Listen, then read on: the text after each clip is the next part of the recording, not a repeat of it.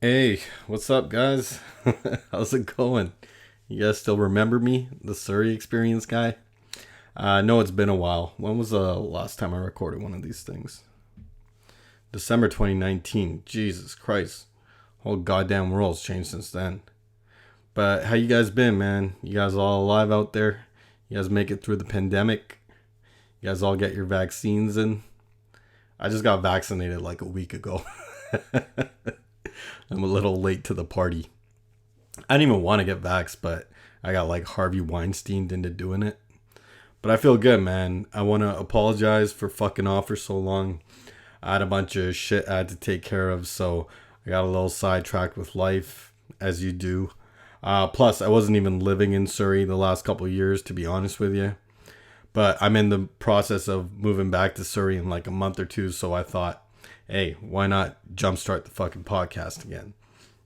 But the last couple of years, I've been living in the big city. It's been a bit of a culture shock. My whole life, I've like lived in like the surriest neighborhoods ever, man. Like fucking torca smell everywhere, babe playing cards, drinking Mickeys. What the hell are those babe even playing? You ever wonder that? Are they like playing bubby or something, or are they playing some like Punjabi version of poker?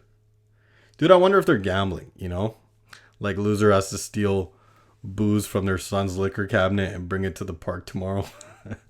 I'm gonna do that one day when I move back. I'm gonna go to the local park and ask those elderly gentlemen what card games they're playing and what are the stakes. Maybe that's just my generation. We can't do shit without like putting some money on the line. But yeah, the last few years I've been living in, I think it's the LGBT capital of North America. It's definitely the LGBTQ capital of Canada. Just a couple bridges over, right here on Davie Street. I don't know if you guys know where that is, but it's where like they used to have the big Pride parade every year before the pandemic. Dude, I swear to God, like when Dave Chappelle came out with that last comedy special a little while ago where he was making all those trans jokes, they had like a protest right in front of my building. It was wild. I don't think there's been like a trans protest in the history of Surrey. I can't remember one. It's been a culture shock, man. Like I grew up with two trannies, but they weren't like transsexuals. They were just regular straight guys, but everyone called them tranny. Like one guy's name was Tarn, so everyone called him tranny, and then the other guy had like really long eyelashes, so everyone called him tranny too. Those are the only two trans I have ever known. I distinctly remember like someone coming up to me one day and being like, "Yo, man, tranny got suspended," and I had to be like, "Which one? Be more specific." But yeah, that's where I've been living. I still come to Surrey like at least 3 times a week though. Dude, I come to Surrey so much. My wife's like, "Why don't you just marry your mom?" And I was like, "You can do that?" She didn't find it funny. Yeah, I don't know if I told you guys, but I got married a little while ago. After telling all my little brothers not to get married for like the last 5 years, I went out and I tied the fucking knot. I had to though. I held off as long as I could, but it was time. It was more than time. Like a regular guy in my situation would have got married at least like 5 years ago. But I got it done, man. It worked out perfectly too. I didn't have to do the big dumb Indian wedding either. Because of the pandemic, I got to bypass all that shit. And yeah, now I'm a married man. Sorry, ladies. Just kidding. And honestly, it breaks my heart to say this, but being married doesn't suck that bad. I mean, it's only been like a year, but honestly, it doesn't suck that much so far. It kills me to say it, but it's actually kind of decent. I don't know what I was so scared of. I still don't think you should get married till like you're in your mid 30s at least. But yeah, man, I hate to say it, but marriage, not that bad so far. It's been a pretty smooth transition too, surprisingly. I just had to make a few like slight adjustments, but most of it is just common sense, just like obvious shit, like helping out with the chores, not going on any benders, shit like that. Those bender days are over, man. You can't be pulling those motions when you're married. Dude, I went on some like epic benders in my day. I witnessed some epic benders, like Hall of Fame level benders. You ever see those ones when you're like with the guy for the first day or two? And then a week later, you're like, what the fuck? He's still going? What's wrong with this guy? We should call his mom or something.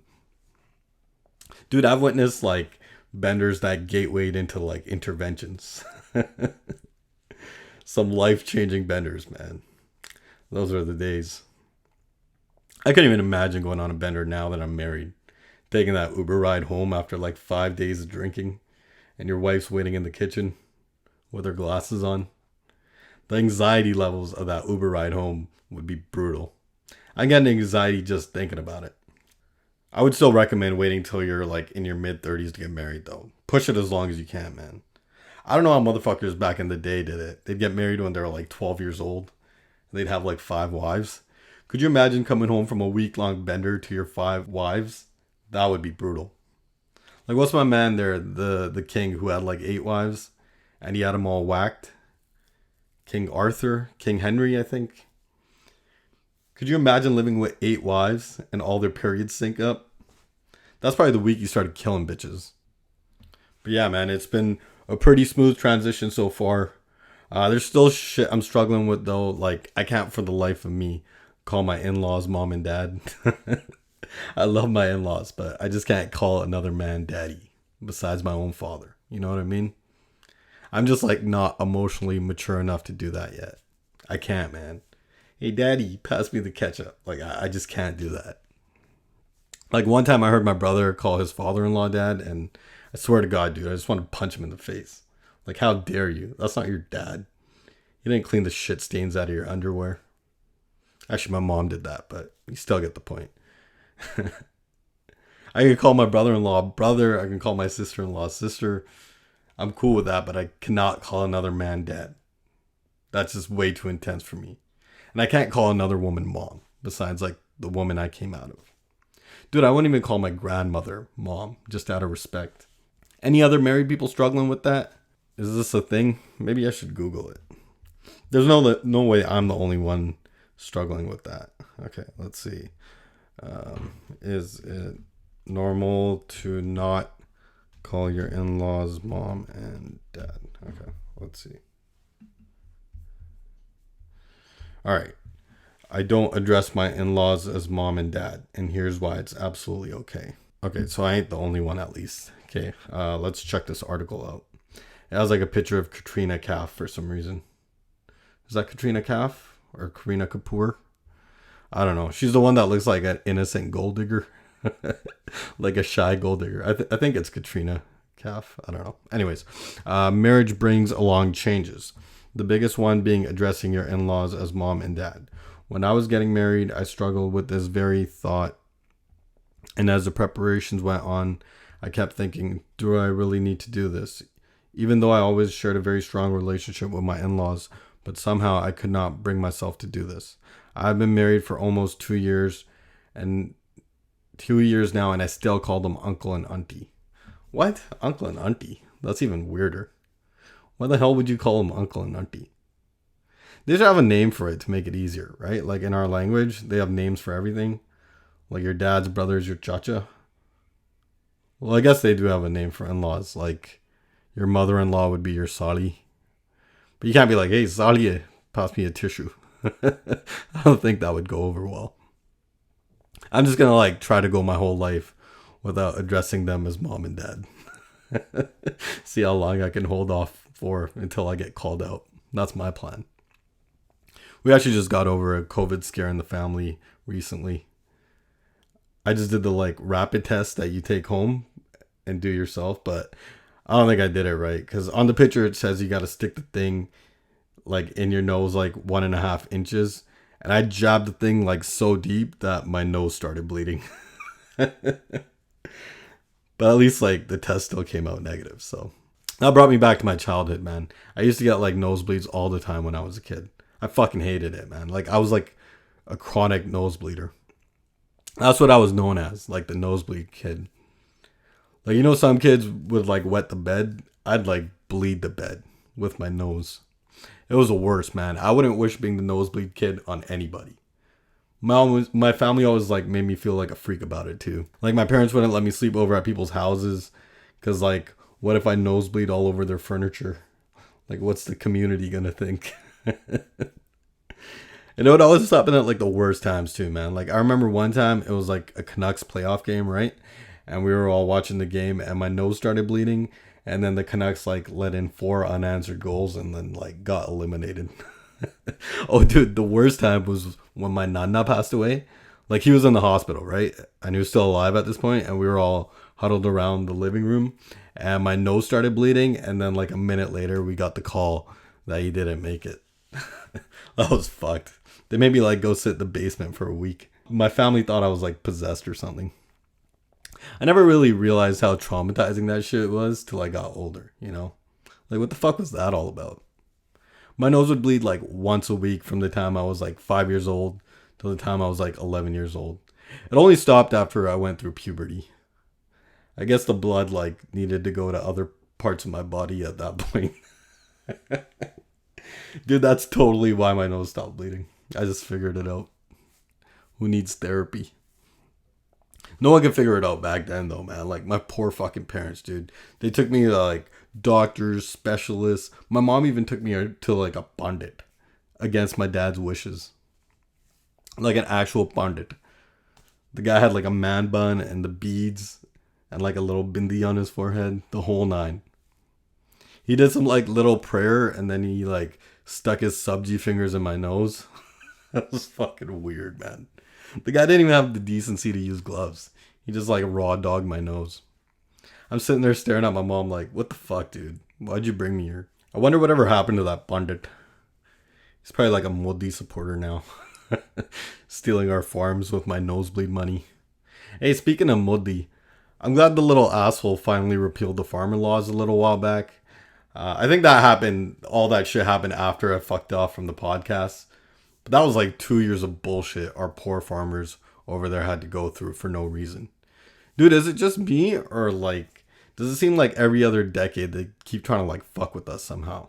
Like first it was the partition in 1947 and then it was like Operation Blue Star in 1984 and all the bullshit that followed that. Then there was like the heroin epidemic of the 2000s and now it's like the farmer laws. I don't know if I'm just being paranoid, but it seems like there's like people out there that are actively going out of their way to fuck with us. That shit bothers me, man.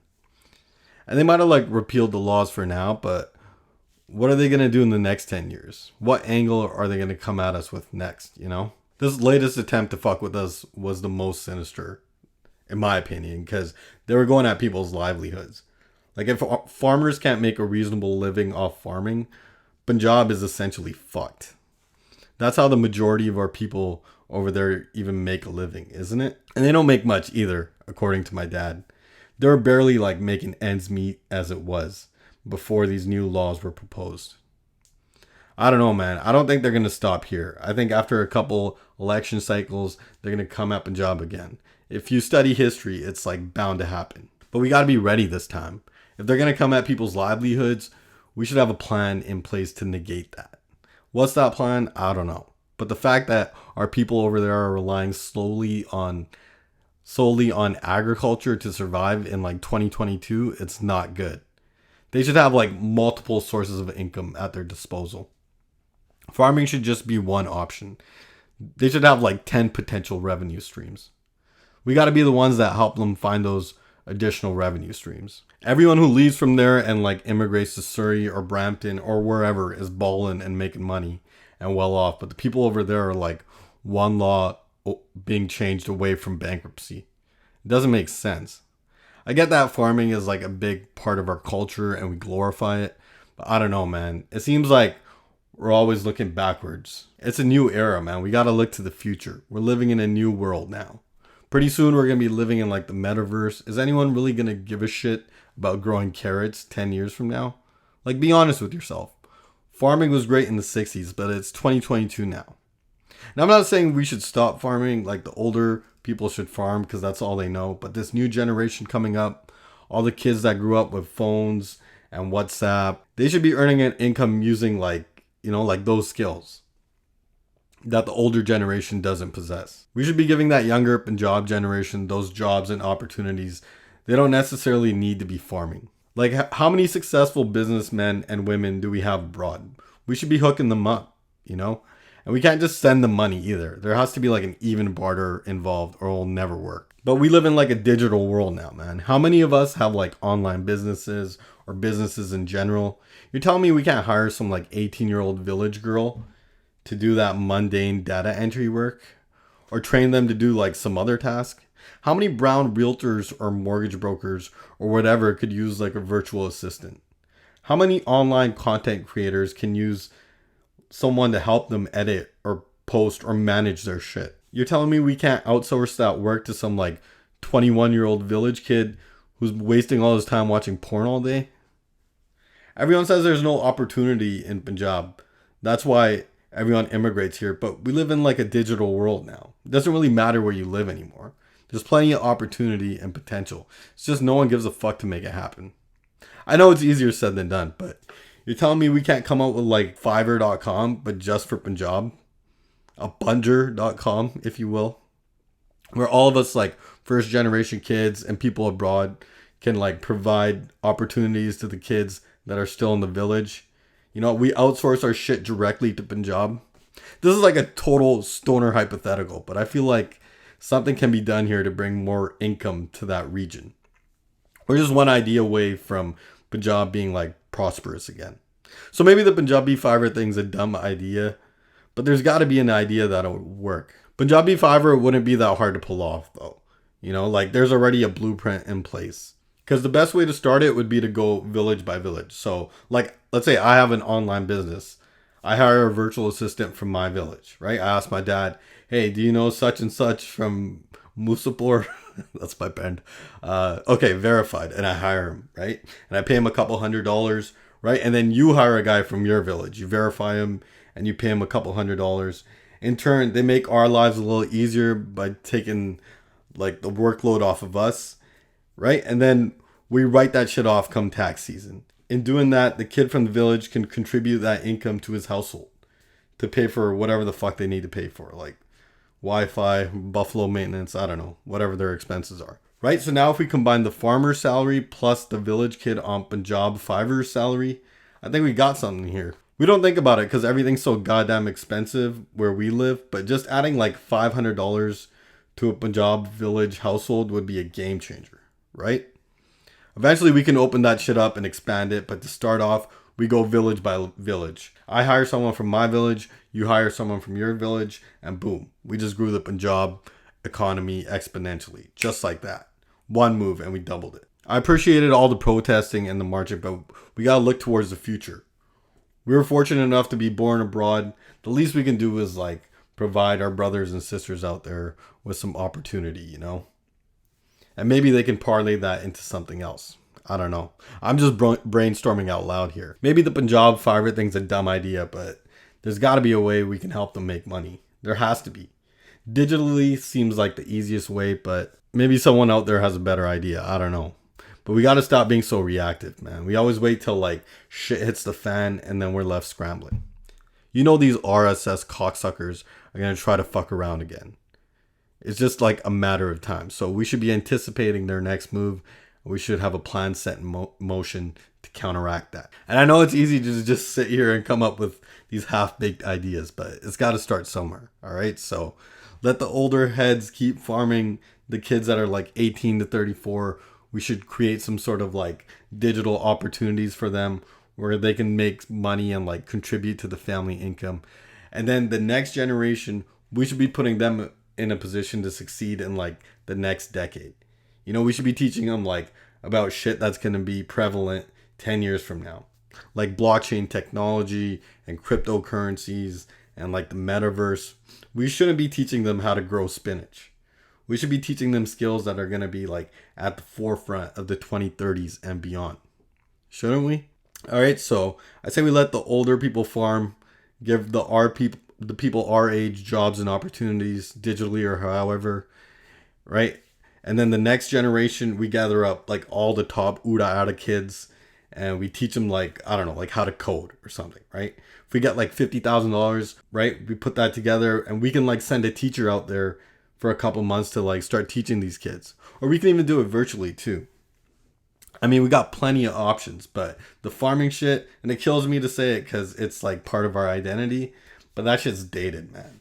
There's better skills that a person in 2020 can learn than farming. There's more lucrative opportunities out there.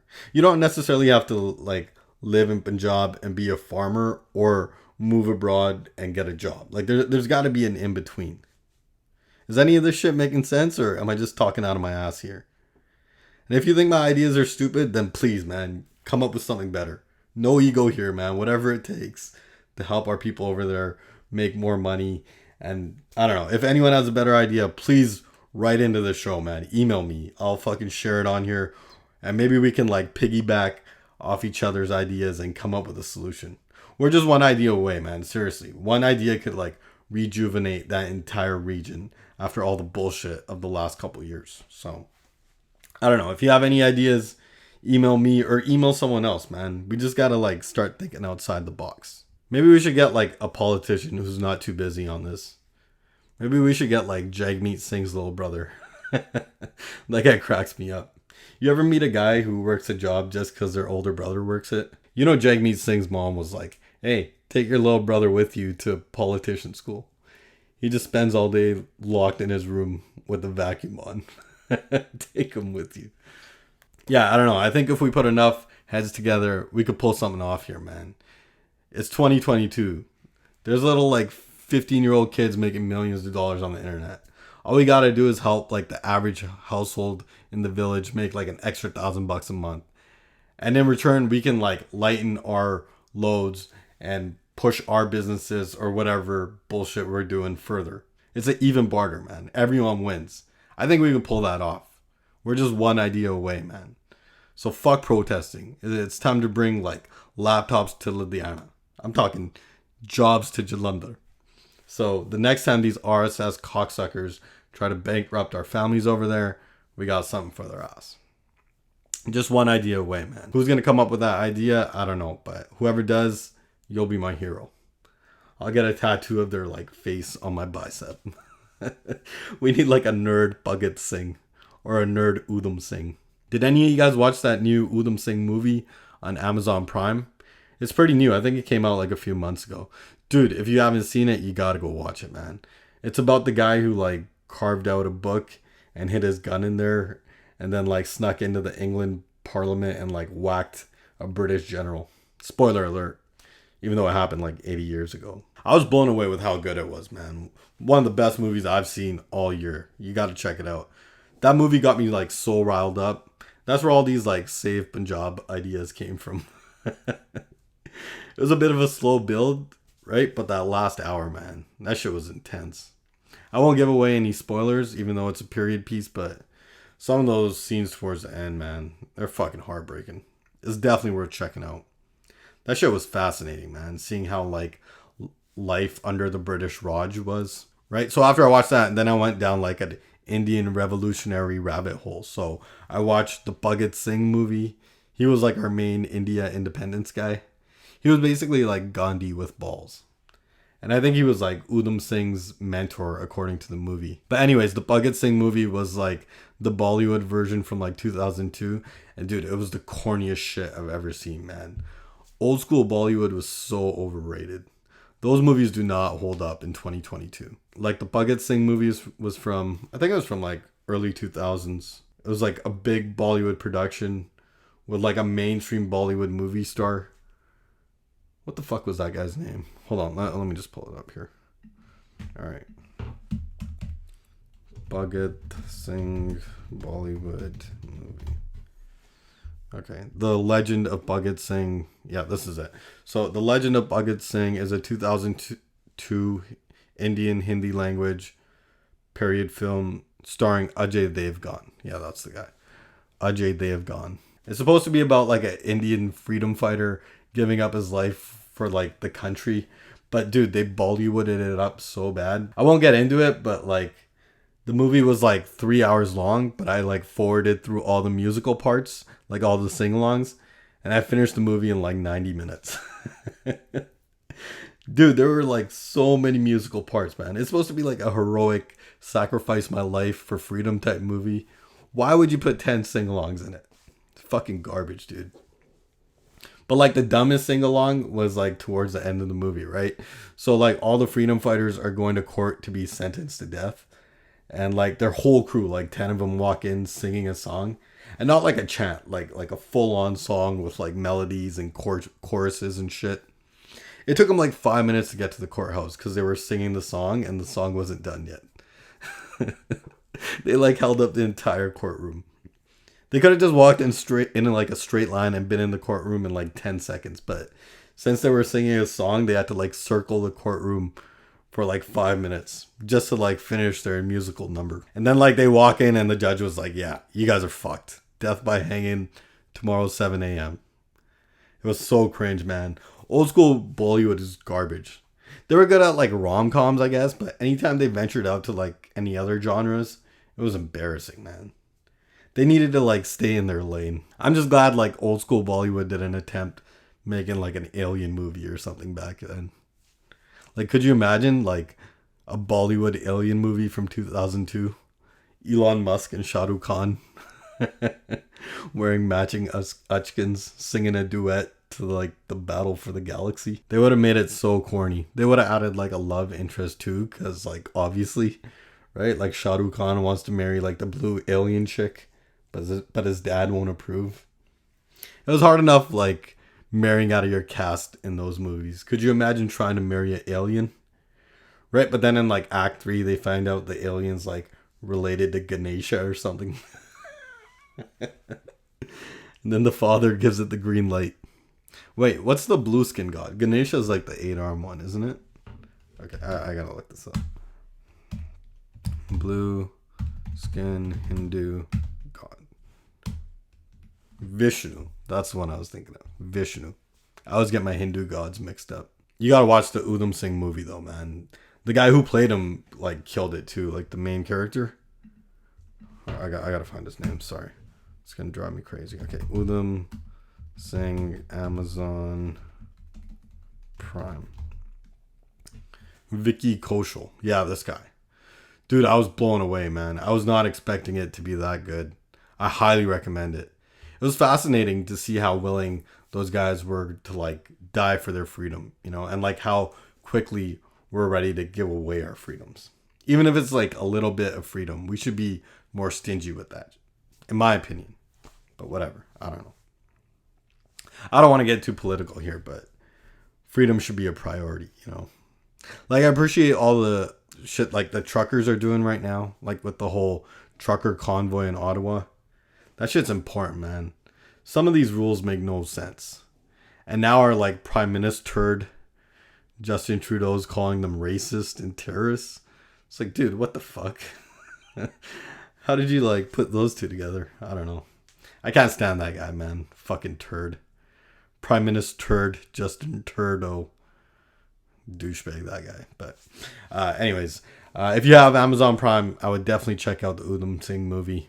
I hope whoever made that movie makes like the Bhagat Singh movie too. After reading his Wikipedia page, I feel like he deserves a better representing than that Bollywood sing-along horseshit. What other movie did I watch? Oh, then I watched the Gandhi movie with Ben Kingsley. Sir Ben Kingsley. I hated the Gandhi movie too. The movie was pretty good, but I just hate Gandhi. They hyped that guy up way too much. He got all the credit for like freeing India because he was like the non-violence guy. And you know, he would always like blow the British. So they made him out to be like the savior of India. But because Bhagat Singh was the fight back guy, he was like forgotten by history. They did the same thing with like Martin Luther King Jr. and Malcolm X. Like Martin Luther King was a non-violence guy, so he got like the national holiday named after him. And Malcolm X was the fight back guy, so he got canned. They always like make us idolize the pussy guy. You ever notice that? It was trippy watching movies from that era though. Like how like all Indians, like Sikhs, Hindus, Muslims were all united because the British was like the common enemy. And now we don't have a common enemy, so we're like back to hating each other. Like, dude, I'm so wrapped up in my Punjabi bubble. Like, I don't even consider myself Indian. If someone asks me if I'm Indian, I say no, I'm Punjabi. But if you think about it, like, what the fuck is the difference? You know, there's just like slight cultural differences. It's all pretty much the same shit, isn't it? We're still technically Indian, right? Like our forefathers were still from like the Indus Valley. Just because we have like a different religion and we have like different dance moves, we think we're different. But to everyone else, we're like all the same. Like your average white guy doesn't know the difference between a Punjabi and a Gujarati. We think like the white guy's an idiot because he doesn't know the difference, but maybe we're the idiots for thinking there's a difference, right? I was thinking about that the other day. Like, I don't know shit about other Indian cultures. Like I wonder how many different types of Indians I can name off the top of my head. Like, there's Punjabis, Gujaratis, what else? Bengalis, Marathis. I know that one because I watched a YouTube video on their main guy, Shivaji something or other. And then there's like, I don't know, like Hindus. There's like Christian Indians, right? Like Russell Peters. They worship Desi Jesus. Indian Jesus is way more plausible than white Jesus if you think about it. Like, we had the same melanin, kind of, right? Dude, how awesome would it be if they came out with like some historical proof that Jesus was Indian? That would make me like so happy for some reason. Like some historical artifact showing that it was an Indian dude who knocked up Jesus's mom, the Virgin Mary. Dude, how dumb were people back then? They actually believed that Jesus' mom was a virgin and she like gave birth to him. That sounds like some shit like a brown girl would make up to her parents if she ever got knocked up, right? Like, Daddy, I'm still a virgin. Really? Well, how come you're pregnant? 'Cause God fucked me. I'm carrying God's child. God didn't need to penetrate me. He just pointed his fingers like Sabrina the Teenage Witch and now I'm pregnant. Who was Jesus' biological father? No one ever talks about him. Well, let's see if we can Google it. 1 second. Okay, who was Jesus's biological father? All right. Oh, okay. Pantera is the name of a soldier said by Celsus to be Jesus' real father and referred to in passage on the Jesus in the Talmud. In the 2nd century, Celsus, a Greek philosopher, wrote that Jesus' father was a Roman soldier named Panthera.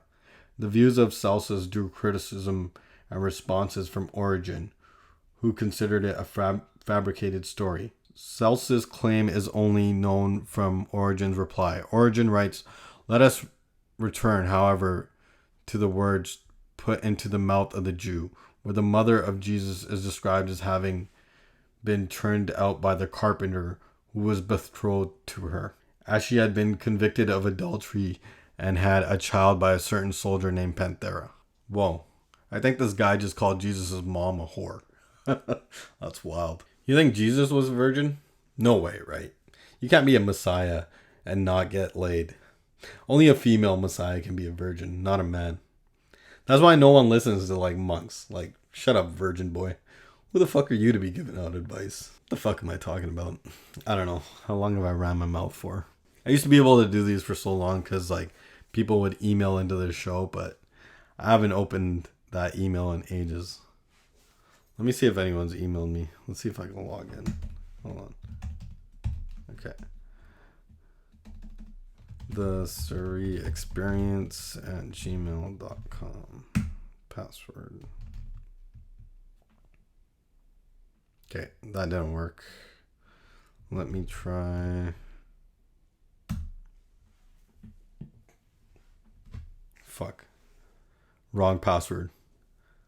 I have like one password for everything, so if it ain't that, I'm fucked. Okay, maybe I'll forgot password it after I wrap it up here. But yeah, that's gonna do it for this episode. Oh man, I didn't realize how much I miss you guys, man. It's been so long. I'm gonna log back into like all my accounts, so feel free to shoot me a message or an email. People used to send me like emails into the show and I'd read them on the podcast, so maybe if I get enough emails, I'll do another episode next week. So feel free to email me like you guys used to. If you have any ideas to save Punjab or any marriage tips, anything you want, yeah, feel free to send me an email. I'm on Instagram too, I think, unless someone like hacked into my account.